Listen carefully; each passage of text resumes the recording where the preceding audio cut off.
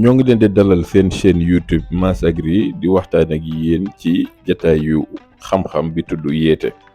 ñoo ngi ànd seen émission bi ak Astol bi nga xam ni mooy seen partenaire leader bi indi engrais yeeg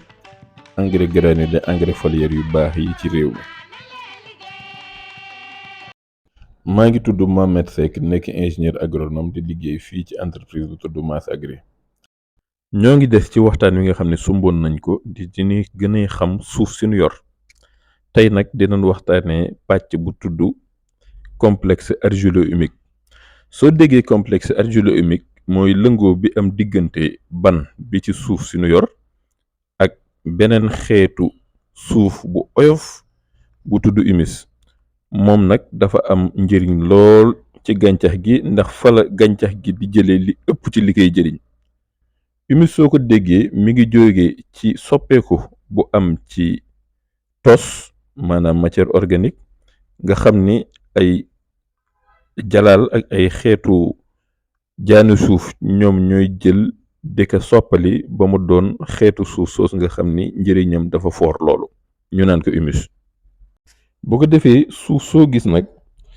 day am ay pàcc yoo xam ni ñoo jóge ci soppeeku googu ñu naan ko humus ak ay doomu suuf yu ndaw yoo xam ni ci xeetu ban bi la ñuy jógee ñooy ñëw lëngoo ak ay ferñeent yu dox seen diggante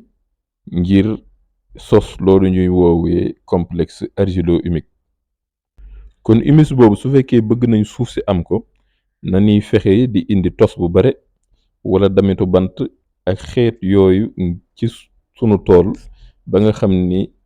jaanu suuf yeeg jalaal yi dinañ ko soppali ak walax jaan yi dinañ ko tas ba mu doon humus. njëriñ yeeg yi nga xam ne ñooy jóge ci lëngoo boobu bari na lool ndax dina jëriñ suuf si ci mu doon benn say ci mu mën a téye ndox ak ferñeent yi te tamit du soppeeku di gaaw a tas. ci tënk mën nañ jàpp njëriñ yooyu wante def na yeneen. pepp ban yi ak pepp humus yi sunu demee ba lëngoo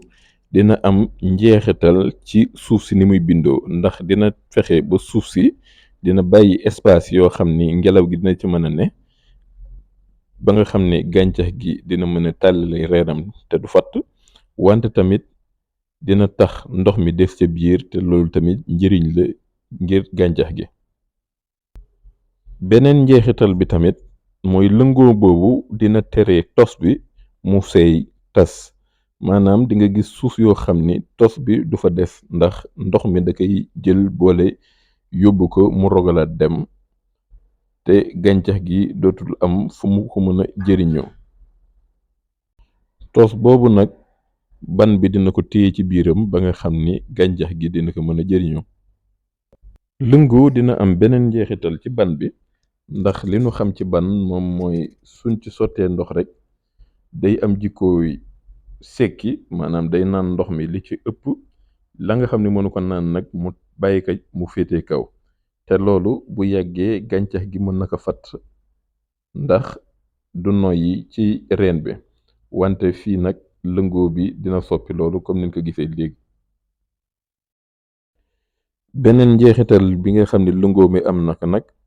mooy ci suuf si nu mu tëddee ndax suuf si xam nañ ni